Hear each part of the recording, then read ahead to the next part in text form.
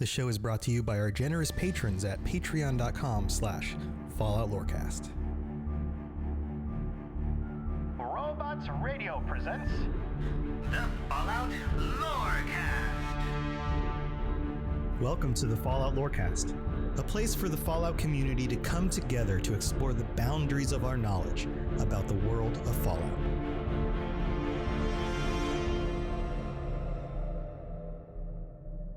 Welcome, Wastelanders and Vault Dwellers. It is time for the Fallout Lorecast. I'm your host, Tom, or Robots, and with me today is Lainey, or Neos Pandora. And I'm in a very silly mood. If you watch the intro to this, I still haven't fixed the video thing, so I was making funny faces at the camera. Thank you, everybody, for joining us. It is Thursday. We're doing this a little bit late. It is 3 p.m. Eastern instead of 2 p.m. Eastern. There was a big Bethesda press thing where they just talked about how much they love Microsoft and Microsoft loves them. Everybody gave each other big hugs, and then they moved on. So not a whole lot of news came out of that, but we're going to talk about that during the Fallout Hub, which happens at 5 today. So I'll be back for that in a little bit, but now is not the time for that. Now is the time for the Fallout lore. Dun, dun, dun, dun. Lainey, how's it going? How you doing? It's going good. I'm doing great. I mean, as some of you saw, I just downed 2 burritos and it was like 7 by my count. 7 burritos. 7 burritos and like 500 donuts, basically. Before the show, within like the 5 minutes before we started. It was talking. Amazing. I think it's a world record. We got it on video, so we should submit it to Guinness. Maybe they can confirm you as being the fastest burrito eater ever. I unhinged my jaw like a snake, and I suck him down. Just suck them down. Just whoop. And as I mentioned in the pre-show, it's convenient that burritos are cylindrical because then they don't have to change shape as they work their way through your digestive tract. And Lainey's shaking her head. So welcome to the Fallout Lorecast. This is not the food cast. This is the Fallout Lorecast. And today, what are we talking about, Lainey? Hey, we are talking about Fort Atlas. Fort Atlas. Bum, Bum, bum, bum. And that is not a name that will be familiar to people if they haven't played Fallout 76. We've been on a Fallout 76 kick. We've been going through the different factions, the different individuals in the factions a little bit poking here and there at some of the individuals. Probably dig into more of those people in the future. And as we're getting kind of through most of that content, we've caught up to most of the events post Wastelanders, early Steel Dawn. So now we're getting back around to the Brotherhood of Steel. Now, Fort Atlas has something to do with why they're in West Virginia. And we're going to dig into that today because this is actually a really cool concept, and I've got some thoughts on this. But Lainey, why don't you go ahead and kick us off with some details about what exactly is Fort Atlas? What was it before it was Fort? Before it was a fort, right? It was something else. Before it was a fort, before the Great War, it was a military observatory. It was called the Atlas Observatory. It stood for Atmospheric Terraforming Laser Accelerator System. And their goal was to control weather. They wanted to be able to use the station to modify the weather, which is very interesting. It is very interesting. Actually, a trope that I really enjoy in sci-fi is like, we're going to take control of the weather now. Like it's such a crazy thing. Yeah, and I'm going to be posting sharing some questions that I have about this on the second half of the show because I've got some thoughts on this. This observatory is interesting because it is in the game early on. Before Steel Dawn, before the Wastelanders update, you can go to the Atlas Observatory. It is there. You can go visit it. You can go poke around. I believe there were super mutants running around in it. That gets all cleaned out with the update. The Brotherhood moves in and they take over this observatory. And it didn't occur to me that this was anything more than just an observatory. Right? In playing the early game, I went there, I finished some quests there, I moved on and did other things. And I was like, oh, that's cool. There's an observatory. It's one of those kinds of things that you find in places, some places have observatories, but the fact that Atlas actually stands for Atmospheric Terraforming Laser Accelerator System is way more interesting than this just being an observatory. And that ties directly into why the Brotherhood would be interested, because this has to do with technology that they don't believe should be in the hands of just anybody. So that's what this is connected to. Lainey, what else do we know? So Fort Atlas is in the Savage Divide in Appalachia. I'm so sorry. It was left empty after the Great War, and in the time between the game's release and Steel Dawn was just full of robots. Oh, it was robots. I thought it was angry robots. Oh man, why did I think it was super mutants? I thought it was super mutants, but you're right. It was robots. There's another area. I mean, there's lots of areas overrun by. Was there nearby there with super mutants? I'm not sure. Yeah, maybe I'm squishing them together in my head. It's a crazy area. The Savage Divide really has everything. That's true. It's true. So, yeah. It's been a while since this update came out and changed that area. So, yeah, now I'm trying to remember. But yeah, okay. Robots. There you go. Robots. So, yeah, so it was overrun with robots. And there were some adventures that went down here even before it became a Brotherhood facility. I'm going to introduce you guys to a fella named Lucky Lou. So Lucky Lou. Lucky Lou. I'm going to tell you just why Lou is so lucky. So Lucky Lou was a Crater Raider that got irradiated. Lots of the Raiders that are in Crater that stayed there now that have grouped together went through a tragedy early on when they were still separate, where there was an entire faction that basically got ghoulified or just died. And so you have lots of raiders that are ghouls now that don't really know what they're doing. And Lucky Lou became a ghoul and was very ashamed of it, very nervous, was convinced that he would turn feral. And it's kind of tragic. So his friends, his raider buddies, love this guy. They would take a bullet for him. They would do anything for him. He's one of their pals, right? You stick out for your fellow raiders. Maybe that's why he's so lucky. Oh, well, we'll see. So Lucky Lou's an interesting fella because he was so concerned that he would turn feral and put all his friends in danger, which is sweet. It's sweet that he's nervous about it, but unfortunately it drove him insane. And he ended up isolating himself inside the Carlton mine and basically planned his own suicide, but he couldn't bring himself to do it to himself directly. And so he found some roundabout ways to attempt it, and they're pretty crazy. And they include things such as machine-powered shotguns that he was attempting to shoot himself from a distance with, same thing for turrets. He went to Fort Atlas to get the weaponry he needed for some of these plans, and so he used things left at Atlas to try and work towards his dream, I guess. And at one point, he even collapsed an entire building onto himself in an attempt to die. But Lucky Lou is just so lucky. He evades death at all turns. It's what he's known for. Right. And so not only has he evaded death and become a ghoul, but he now cannot die. And and he's not immortal. That's his superpower. He's just got this like divine protection. Yeah, it's wild. So he goes to Fort Atlas, and prior to it being Fort Atlas, tries all these crazy things, goes around a few other places, does whatever he can, drops a building on himself, it doesn't work. Right. And he's like, I gotta do something else, right? This isn't working, but he at this point is just so sure that he is going to go feral and cause trouble for people, and he doesn't want to, right?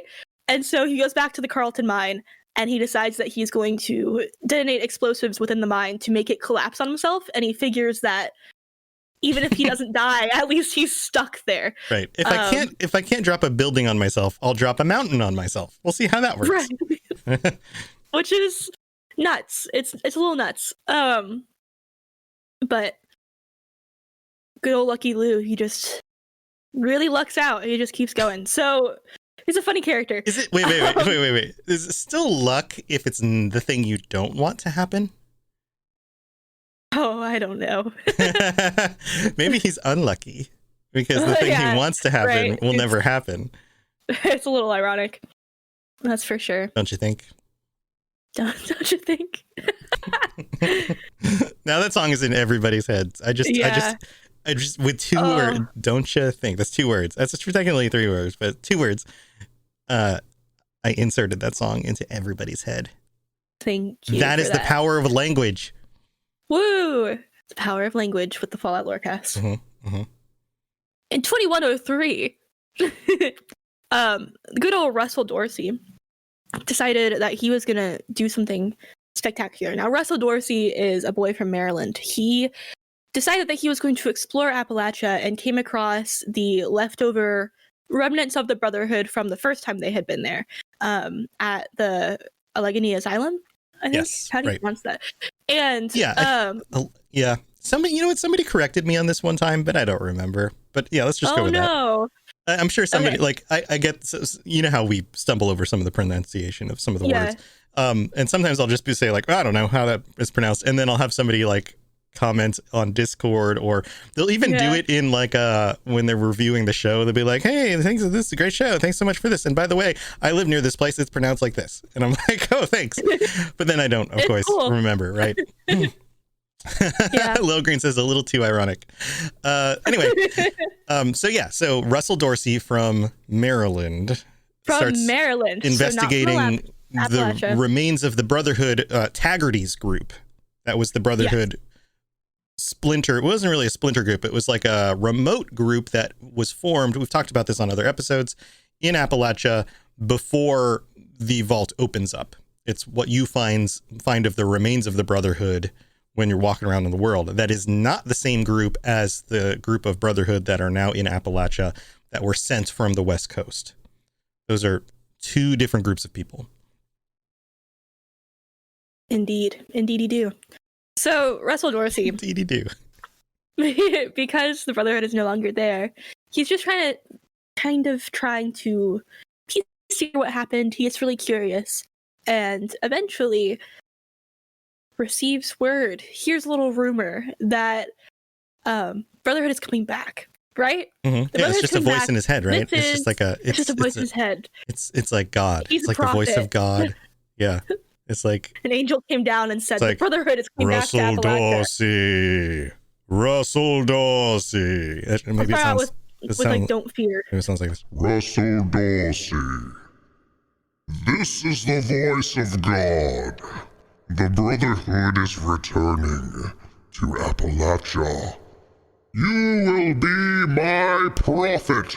Is it like that? Is that what it sounds like? Yeah, just like that. Just like that. And Russell Dorsey took this command from his heavenly father and decided that he was going to go to Fort Atlas. Excuse me. Wow. Okay. The burritos really got me. Fort Atlas. And he's going to create the next Brotherhood base, is what he sets his mind out to do. And of course, the base as it is right now is full of robots. And he enlists the help of some of his own robots to clear it out and then attempt to renovate, which turns out Protectrons not necessarily very good at renovations. So they need some Mr. Handies. They need some Mr. Handies. Well, they got something else handy. They came across the Vault 76 Vault Dwellers that, guess what they're going to do? Oh. They're going to reclaim it. Oh, I thought they were going to put on weird outfits and run around and do like, drink Nuka Shine, like all the wacky stuff. Not that, huh? They actually... A few of them do that. You know, it's kind of tragic. Just a few. They bomb each other. Pretty much every time I watch somebody stream Fallout 76, they're either killing a Scorch Beast Queen or doing something wacky. Running around. Oh, always. Yeah. Right. And the outfits are key, right? My character is always in one of like the nurse outfits from the asylum. It's just what she wears all the time. Right. And then like funny hats. I switch out the hats. Yeah. Yeah. I especially like the weird masks, like the double Brahmin head. That's a classic. Yeah. That's pretty good. Anyway, so Russell Dorsey gets some Vault Dwellers to assist him. Mm-hmm. And they create Fort Atlas kind of as we know it.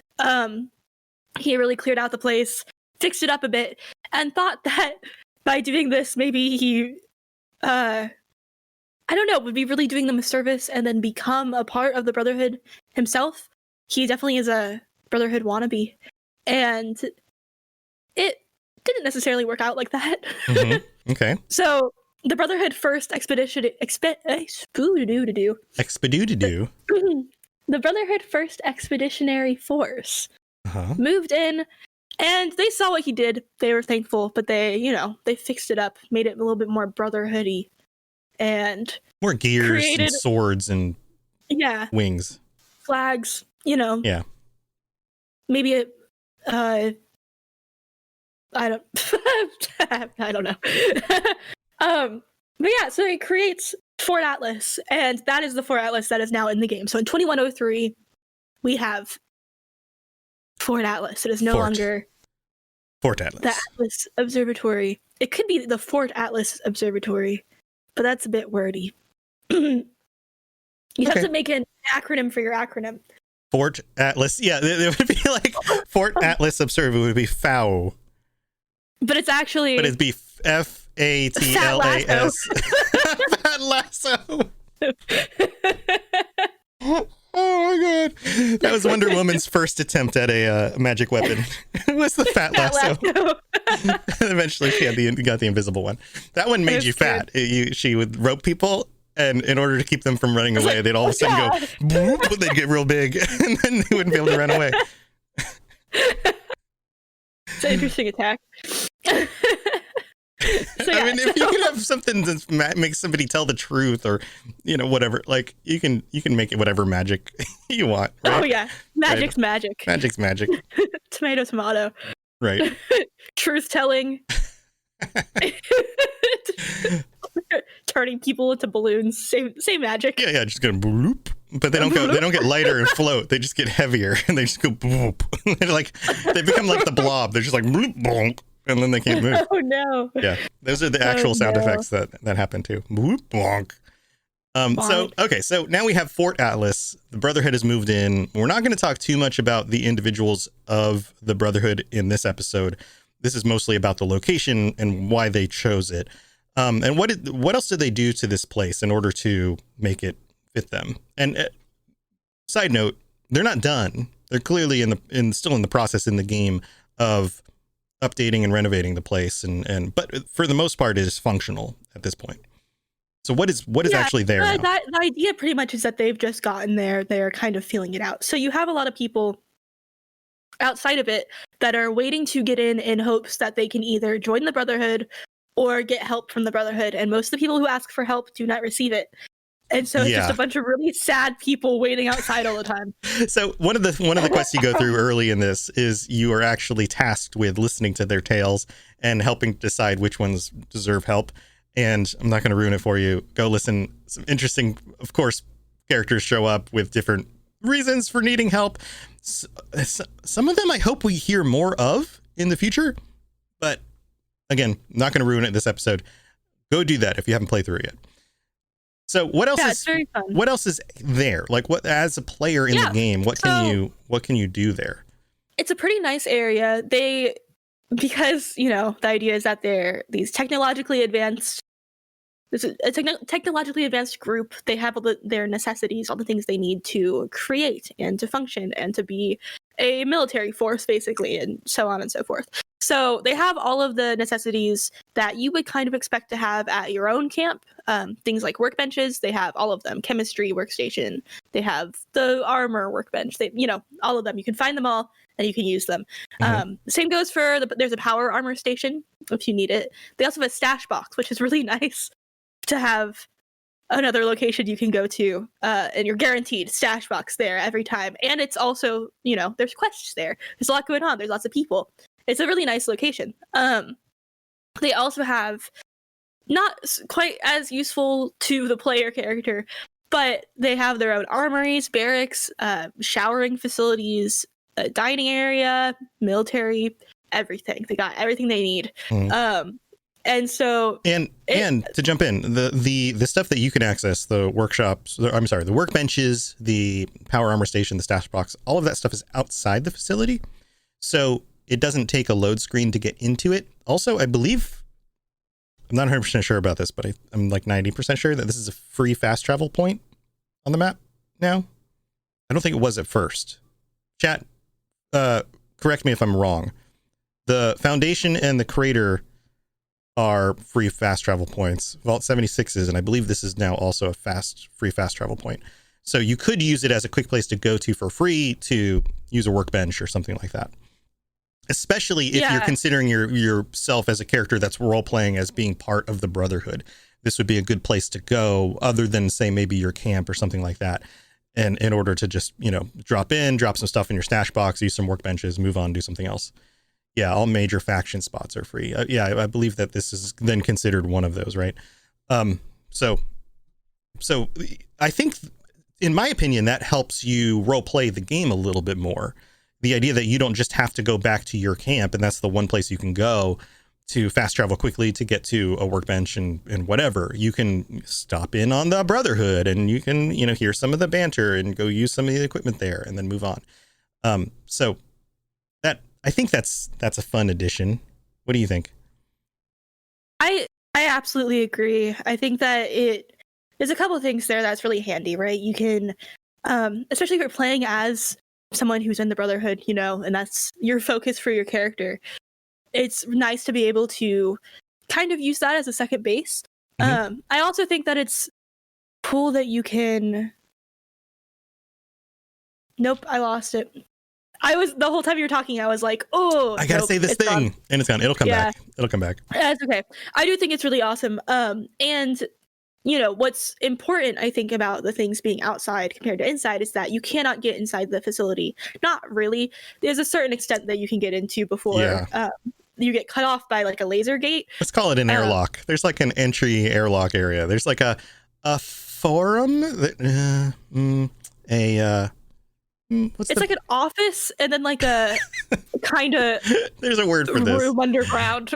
There's a word for like the area that you can get into in a building before you actually enter the main part of the building. The foyer. There you go. Not forum. Foyer. The foyer. You ever want to go to the Brotherhood's foyer? Yeah. Get yourself hired. The lobby. Yeah, there you go. Lobby. The lobby. Yeah. We'll call it the lobby.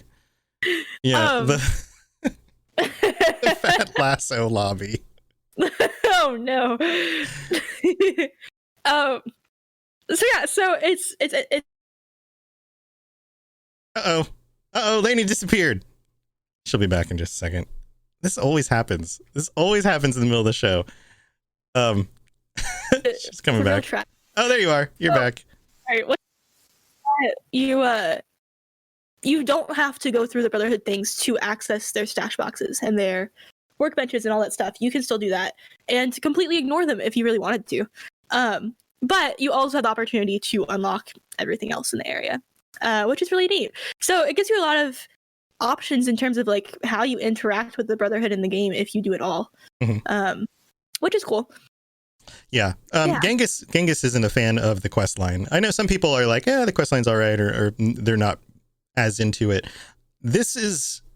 I would take this as part one of something. We know that their plans for the Brotherhood story went beyond just what happens here, and that there's more coming on this specific story. And then the characters that are introduced here are going to be part of an even bigger story further down. So, and I know not everybody is a fan of the Brotherhood of Steel, but you can't look at it as a complete thing yet. There's more to it. So I'm going to wait and see. I feel like it'd be like judging a TV show, halfway through the season. Like, you're not there yet. You're not at the end yet. Hopefully the things at the end make everything come together and then you go, oh my God, that was so good. So yeah, that's my thought on it. Anything else, Lainey? Yeah. So I guess probably one of the last things I want to talk about is the Brotherhood is really interesting, right? Because they have this need, this absolute just unhinged desire to control all the technology. Right. And you get to see a little bit more of this if you really dive into the terminal entries. So, and there's a lot of... Well, here's a question for you. Do we want to... I'm not going to really spoil much. Okay, because I think it would be cool to go into some of the characters. Romani, Valdez. I think Valdez is... Yeah, I'm not super even hottie. I'm a big fan of her. I always think she's hitting on me. She's not. but I always think she is. Maybe that says more about me than her. As me with Piper and Fallout 4, it's okay. then, who's the douchebag? Shin. I think I think they're interesting characters, and they show very different sides of who the Brotherhood is and could be. So I that's a whole nother discussion. I want to get into that in the future. But what did you want to talk about here? I'm not even going to dive into all of them. Yeah. But I just want to mention like the terminal entries you see a lot in particular from this sex. S-E-C-T-S. Sex. I can't pronounce anything. Sects. They're Paladin, Layla Romani, and the scribe Odessa Valdez, right? You have lots of notes from them that you can read about things that this Brotherhood has done or things that they found from the past. And one story in particular that I think is interesting, and it's the only one that I'm going to touch on for this because play it yourself, and we'll get to it in the future sometime when it's not so spoilery. So there was a negotiation between the Brotherhood and the Foundation settlers where they attempted to basically get their hands on a lot of Foundation's weaponry. Mm-hmm. And the settlers were not down for that. And the Brotherhood was very demanding, right? And people don't like that. People have a hard enough time with the Brotherhood when they're not being overly demanding. But if you just try to stop into somewhere during the end times and take all their weapons, like that sounds terrible, right? Like, what are you doing? And so this, of course, upset their leader, Paige, very much. And pretty much like put them on bad terms. They no longer were getting along. They were no longer working together. They were on okay terms, and negotiations about maybe other things could have happened had the Brotherhood backed down a little bit, but they didn't. And something I think is interesting is that the Brotherhood in this scenario saw that they were in the wrong and apologized. They went back and they were like, we don't want to have any hard feelings with you. We don't want to make another enemy. So, like, we're sorry we tried to take all your guns, basically. Yeah. And they're on okay terms now. I can't imagine that they're super tight or anything, but they're working through it. They at least have a communicating relationship.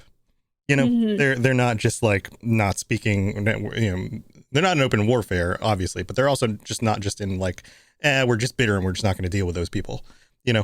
So yeah, they've communicated, they've worked it out, right? Which is cool. And I think that's to the credit of Romani. And this is something we can talk about in the future. This idea of dealing with negotiation, not being such a, hard ass, for lack of a better phrase, on these kinds of things, and realizing that different situations, different people require different tactics and solutions in order to do what is best for the Brotherhood, but also everybody else involved, and work towards a common goal.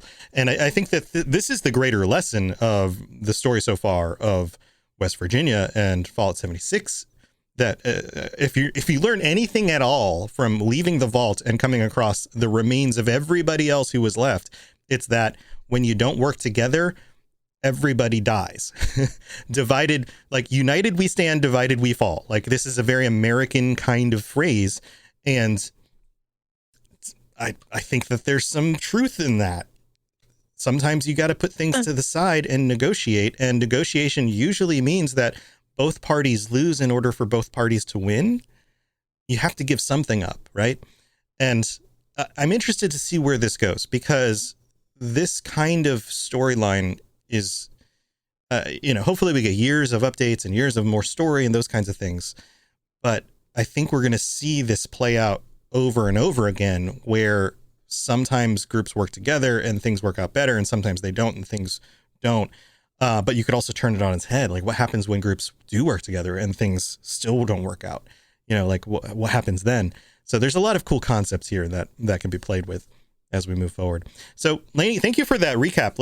We got to move into the middle of the show, thank our patrons, and then we're going to be back, and I have some questions for you guys. I want to kind of bring this home with some thoughts and ideas, and I'd love to hear your perspectives, especially those of you in chat right now, but also those of you who are listening later on. If you want to join the Discord and tell us your thoughts on some of these things, please feel free to do that, or just post stuff to Twitter.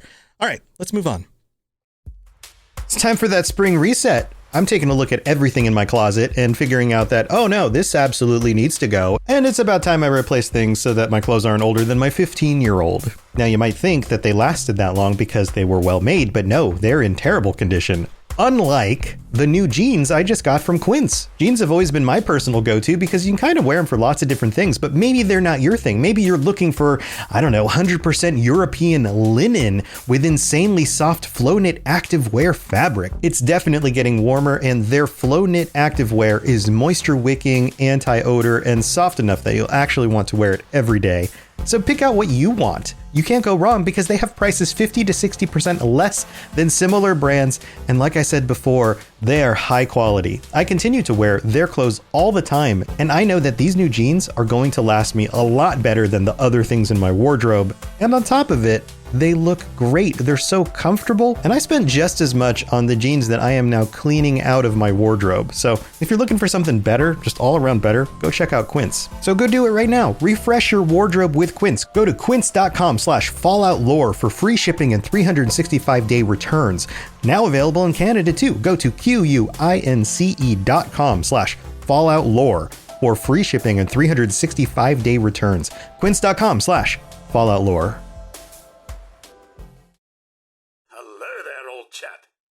Good to see another of General Atomic's finest, still eager to serve.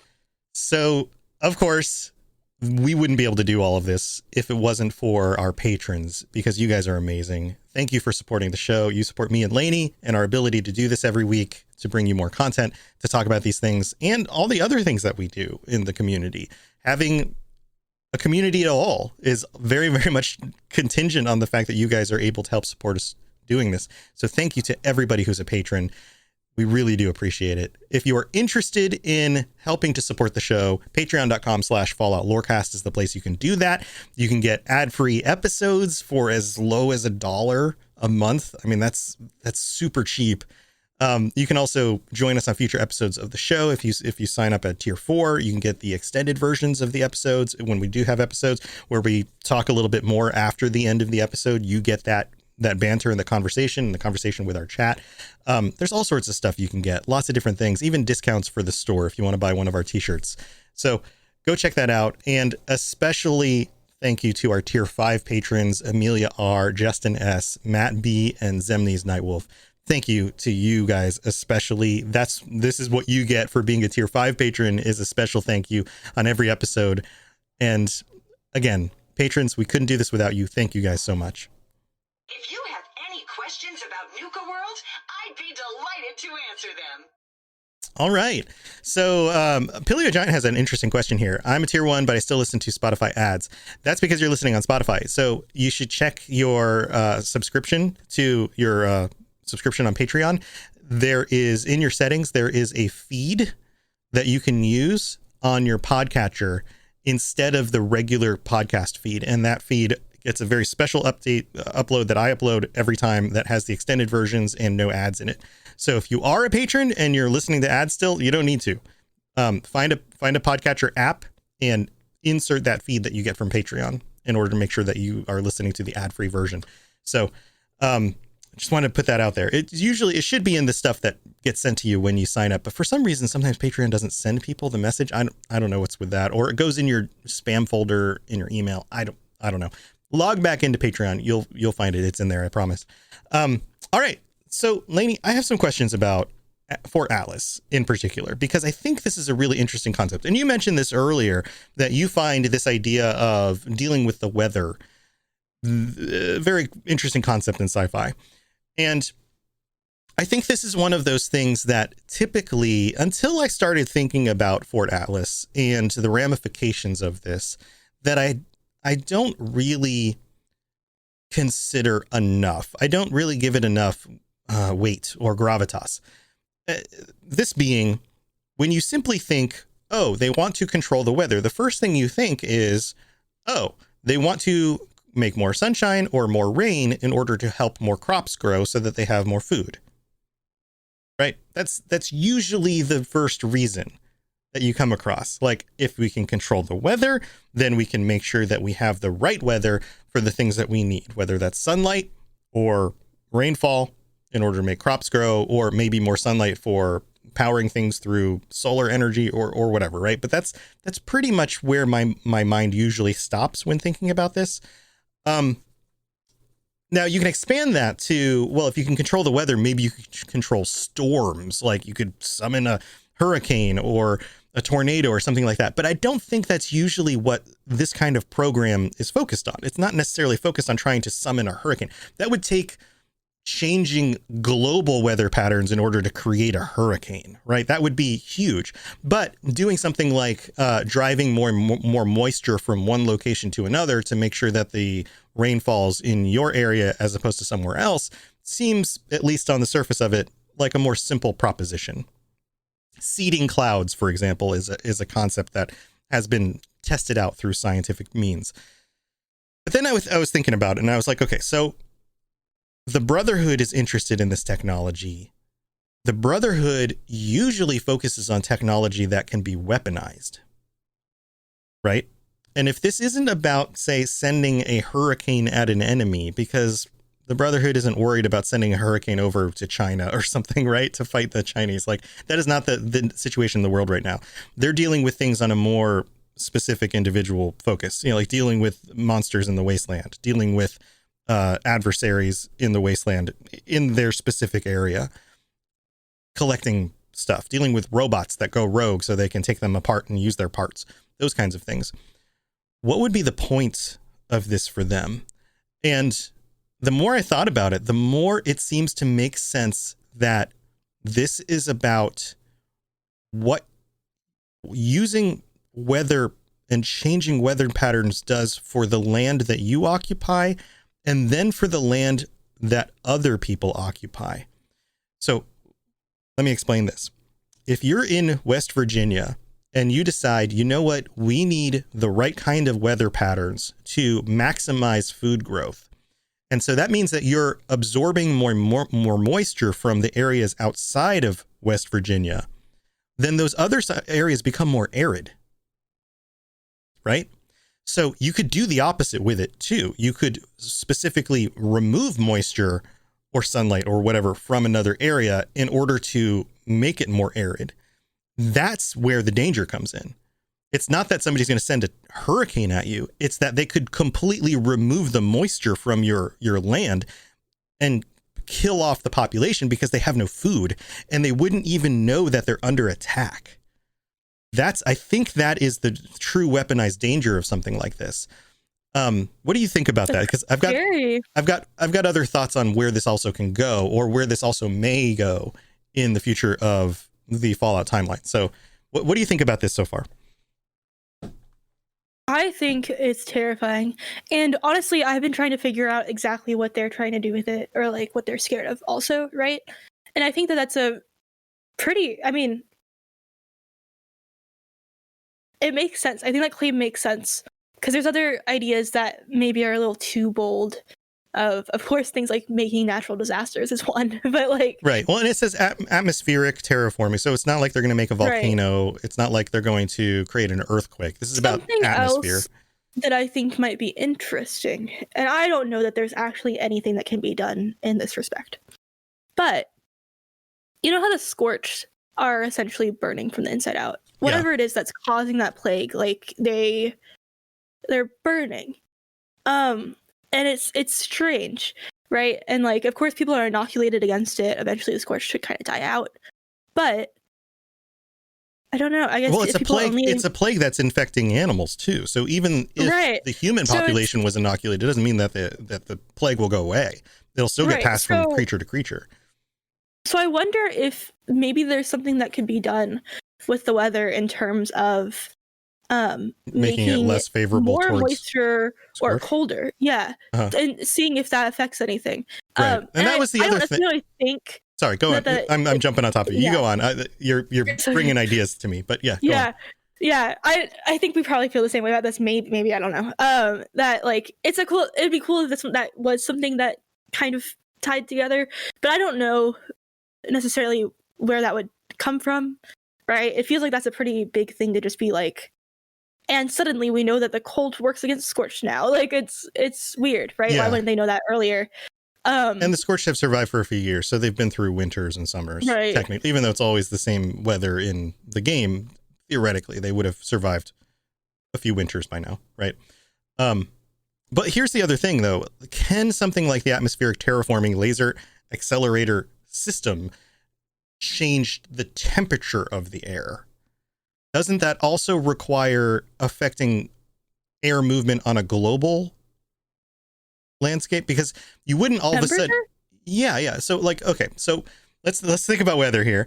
Weather and temperature globally is mostly dependent on which hemisphere is closer to the sun because of the tilt of the axis, right? So the northern hemisphere is in the summer when the northern hemisphere is closer to where the sun is, right? And the southern hemisphere, it rotates around, right? And then that's closer in the winter, so it's summer in what are our winter months in the southern hemisphere because the southern hemisphere is closer to the sun on the opposite end of the year. That's why the weather gets hotter and colder from a seasonal standpoint. So if, let's say it's the middle of summer, let's say it's July. It's July in Appalachia, and you wanted to make the weather colder, you would actually have to move lots of cold air from the north south in order to make that happen, which would, you'd basically have to rotate the weather around the world, which would affect the entire world. I don't think something like this is able to do that. I think that's probably outside this. I mean, we're talking sci-fi, it could do anything, but from a standpoint of like, this is the first atmospheric terraforming thing that they've ever done. It was very preliminary. My guess is that something like moving more moisture from one place to another is probably more on the scale of what something like this does. Yeah. As opposed to moving temperature. I think that would be very more complicated. I'm doing a little digging, and I definitely think that the moisture is probably the most realistic idea of the ones that we've had. But I started looking into other examples of atmospheric terraforming, and we do it on planets a lot. And we're doing it on Mars right now because globally. Yeah. So NASA is attempting to increase the atmospheric pressure of Mars to make it more livable, right? And it's not. I mean, it's a huge undertaking, but numerically, they're only like less than 1% different than Earth, but it's enough, right? That like if we were to go to Mars and just walk out to the air, we would die. Right. And to do something like that, like if anybody's ever played Sim Planet or whatever from way back in the day, you have to have atmospheric terraformers, right? You have to have machines that convert more material to gas so that there's more gas in the atmosphere, right? Oh, and so what's interesting is that the Atlas is an atmospheric terraformer, right? It is atmospheric terraforming laser accelerator system. So it's accelerating atmospheric terraforming with lasers, I guess, is the implication. Yes, yeah. Somehow. And if they're doing atmospheric like, what are they? What are they terraforming? It really is so strange. And I mean, I'm like really digging into this Mars stuff, but yeah, so that's another question. So okay, so let's go with the simplest explanation here. They're moving more moisture from one place to another, right? They're kind of just sucking moisture from one area into another using some sort of lasers. Who knows, right? So if they decide, okay, we're going to make sure that West Virginia has more moisture throughout the year, especially during times of the year when there's less moisture, then it has to come from somewhere. Well, then it means that it's coming from neighboring places. So go with me here. What if the capital wasteland isn't so barren because of irradiation? What if it's barren because 100, 200 years previous, during the time of Fallout 76, they terraformed the atmosphere in order to make West Virginia more livable, and it dried up the areas around? And what's towards the coast from West Virginia, but the capital wasteland is one of the places as you move east from West Virginia. And that's where the moisture comes from the water, right? So it's either coming from there or it's coming from north, from like the Great Lakes. So what if drawing more water from that portion of the continent dried up capital wasteland? That's interesting. That is an interesting take. I think that it could be really cool. I also see that if that is the explanation and that is what happens, there are going to be people that are like, they're just trying to backtrack and make excuses for why the wasteland was so barren looking, why it was so dusty and gray. Like Right. people are gonna be mad Right. about that. But but it's a interesting. barren place. There's not a whole lot of, there's barely any trees.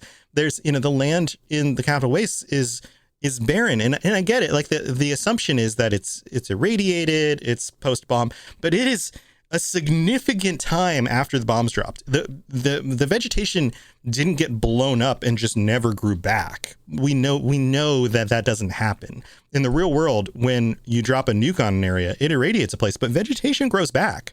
Look at Chernobyl. It's overrun with vegetation. Those old buildings have vines and trees and stuff all over them.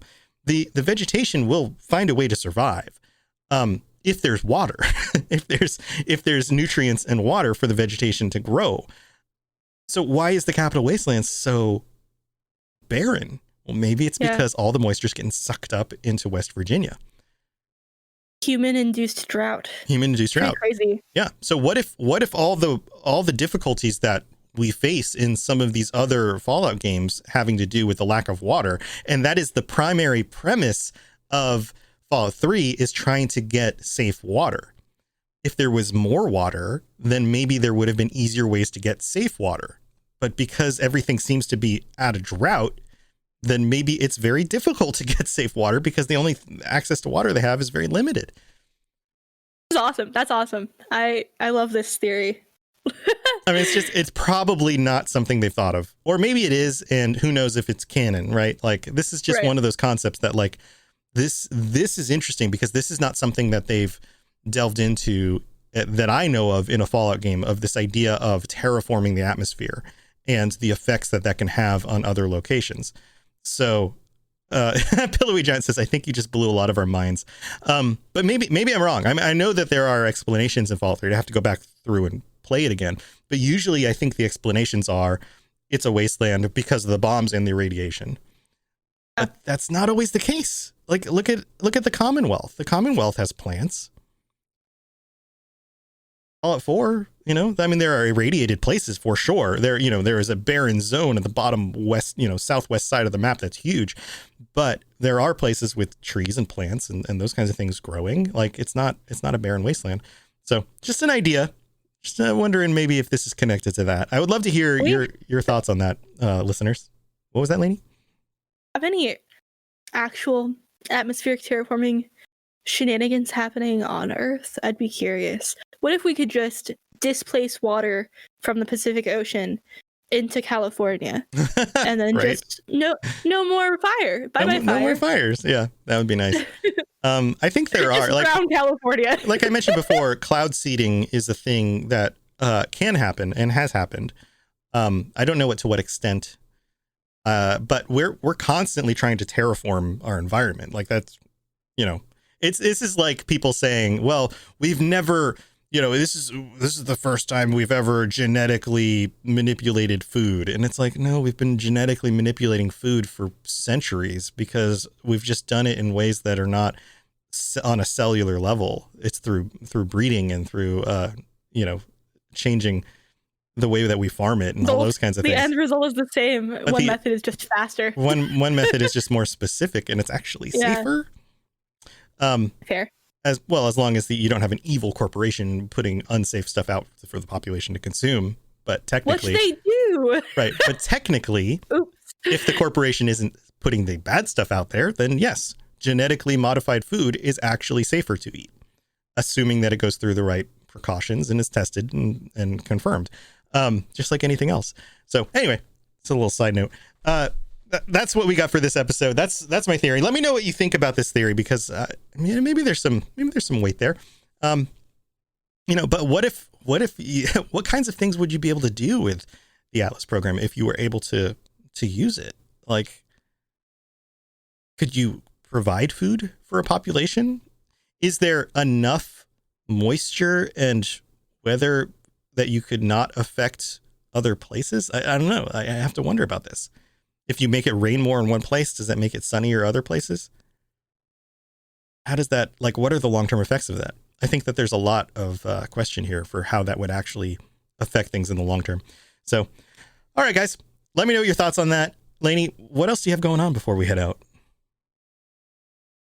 Going on, I have so many things, such as I stream on Twitch. Come listen to me. Such as what have you been playing lately? Lots of Valheim.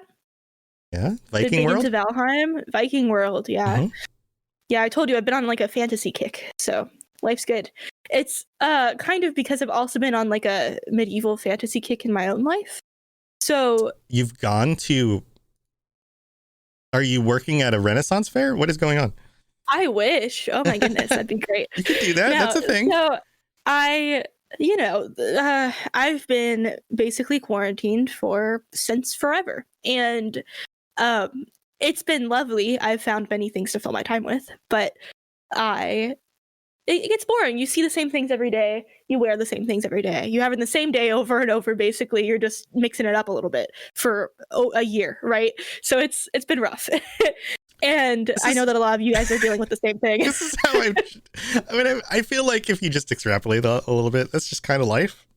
Yeah, it's just kind of like. I think I had that revelation in like high school, and I was like, I'm just living the same day over and over again. Oh my god! You need to find ways to keep it interesting. And so what I've done is I've just really started investing a little bit more into Bitcoin. Bitcoin, no. Dogecoin, no. I've into like decorating, but also decorating myself. So I bought a bunch of new tapestries. I have a really cool one. I don't know if you guys can see it. You can see it down there. Okay. It's like a bunch of flowers and stuff. It's over my desk now, so my desk You feels say much tapestry mightier. instead of tapestry? That's how it's spelled. Interesting. It's spelled Do other people say tapestry? Am I mispronouncing it? I don't know how I don't know how words work. Is it tapestry? Or is a tapestry a different thing? I've got a reader brain. There's so many words that I like have read more times than I've heard that I just it's just gone. I don't know. Maybe, like I'm wondering. Tapestry. I'm genuinely wondering. I'm not making fun. I'm wondering. Like, are there two different things? Am I mispronouncing it? Tapestry. I know that's a word. It's just maybe it's just like a location thing. Maybe it's just people flip flop it. Yeah, it may be a regional thing or an accent. Yeah, I don't know. Yeah. Pilly Giant says it's your way. Grayson says he used to say tapestry like my way, maybe? Yeah. Seems that we're split. Anyway, I've got a bunch. We put this one on the desk. It makes the desk look very nice. And then I'm going to put a bunch on the walls, and they're very fun. But they're all like kind of fantasy-y, medieval-y themed. And then I've also been getting more clothes that I like. The simplest way to put it is they make me feel like a barmaid. Almost Okay. like I am just hosting my own Renaissance fair every day is what it feels like. So it's really fun. like corsets and fluffy sleeves and yes. Okay. So I don't have any corsets, but I have lots of puffy sleeves. The sweetheart neckline, the little cut, the pirate whole shirts. shebang. Pirate shirts. Pirates are yes. Yes. Yes. Okay. All right. Pirates are everything. Listen, here's the problem. Maybe I watched Pirates of the Caribbean one too many times when I was a child, because that is like everything. All right. Well, this is the perfect transition to talk about Sea of Thieves and why you should play Sea of Thieves with us. I bought her a copy of Sea of Thieves because I'll play it. Yeah, because I need to download it. Kirby Chew and I, my son, have been streaming in the afternoons when I don't have migraines to deal with, like this week. But last week we streamed all week in the afternoons starting at 3:30 p.m. We've been playing Sea of Thieves. We played some Minecraft on Monday. So we've been doing some fun stuff. I got Lainey a copy so she can join us too. I played Minecraft with you guys the other day. You did. You played Minecraft with us. You guys should check it out. We're having a good time. Yeah. When we play Sea of Thieves, we're the No Pants Pirates, which is great. We fight skellies and we find treasure, and we even fought the Kraken and it didn't eat us. We got away. That's cool. We're really good pirates, guys. Should. Anyway, come hang out with us on stream. I've been doing a lot more streaming in the afternoons and then also the evenings. Usually in the evenings after about 10, I'll be playing games. And sometimes it's Fallout, but sometimes it's other stuff. Like I played Hunt and Showdown last night, and a bunch of people hung out with me. That game is super creepy and super cool. Good times. So I love your company. Come hang out with me, guys. Release the pants. Pillowy Giant says, release the pants. All right. Anything else going on, Lainey? Is that it? Over here. Yeah. That's pretty much it. That's pretty much it. All right. Well, cool. Well, thank you everybody for tuning in. And thank you to everyone who helps us out on the show with reviews and ratings and telling your friends and all that stuff. Really, really love the support. Thank you guys. Last thing. I'm going to be popping in on people's streams, people who are streaming Elder Scrolls Online and Fallout 76, and challenging them to the $1,000 challenge. So go check out the Robots Radio YouTube for these $1,000 challenges, where I give them a few things to do and they have to do them in order to earn some money. It's money that is going to show up as advertising across the podcast on the network in order to help support the streamer. But they're going to do some crazy stuff like delete their characters or whatever, and we'll see if they do it for $1,000. So those will be streams that'll be popping up. But if you missed the streams, of course, the videos will be up on YouTube, so you can go check those out. And a question from Fire and Yao: when are Captain Robot's adventures continuing? That's a good question. I hope to do some more of that soon. I should. So I'm always dealing with my migraine issues and being able to get as much content created as I want. So hopefully in the evenings, if I get some time to stream some more Fallout games, then I can turn those into Captain Robot's adventures. So I'm glad you guys like those. Please let me know if you want more and more of that stuff, because those are fun to do. And when I get the time, I'm able to put those together and upload them to the feed. So can't wait. Good. I'm glad you love that stuff, and Lainey's hair color. All right, everybody. Thank you for tuning in. I will be back in an hour at 5 p.m. for the Fallout Hub. So make sure you are following twitch.tv. I'm gonna put this in chat.tv/the Fallout Hub for our Fallout Hub show that I do with Ken from the Chad Fallout 76 podcast and Dave from Vault Boys WV. The three of us get together and we talk Fallout 76 stuff. We'll be talking about the Bethesda Microsoft merger and some of the things that they talked about during their little conference thing they did today. So come chat with us. We will also be featuring some of you guys. I believe we'll be doing some questions, some call in from some of the live listeners and watchers. So if you guys want to chime in and let us know what you think, come back for that in an hour. We'll be back for that. All right, everybody, have a good rest of your day. I'll see you in an hour. Otherwise, have a good time and stay safe out in the wasteland. And until next time, try not to mess up the weather too much, or you might end up like the Capitol Wastes. All right, see you later. Bye. To plug into everything else we're doing, check out robotsradio.net. Also, look up the Robots Radio YouTube for videos about Fallout and other things. And check us out on Twitter, twitter.com/robotsradio. You've been listening to a Robots Radio podcast. Smart shows for interesting people. Check out all the shows at robotsradio.net. I should have ended it with the funny faces like I started it. Should have bookended it. Like that. If you weren't here at the beginning, that's how I started the show. That is how he started the show. I like how round I can make my cheeks when I do that. They get real nice and round. You definitely have like mouse face. Yeah, it's very messy. Like my jaw muscles, like Your whatever these are called. What are those called? Yeah. Like these, like right here, like because I tap my teeth. I don't really grind my teeth, but I tap them. So like I have to like. That. Yeah, so it's caused jaw problems. I had like TMJ, so I've been like relaxing and stuff, but it also makes my jaw muscles like bigger than they're supposed to be. So like if I do that on top of it, it gets real good. I look like a mouse. My cheeks are just very large.